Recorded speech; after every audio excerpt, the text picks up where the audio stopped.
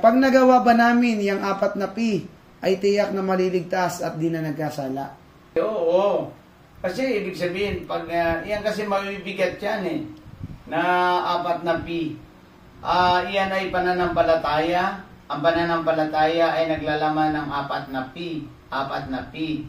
Pagsisisi, o napagsisihan mo talikdan ng iyong kasalanan dahil sa ikaw ay nagmana ng kasalanan, kaya pag pinagsisihan mo, sabay yung pagtalikod mo doon sa kasalanan.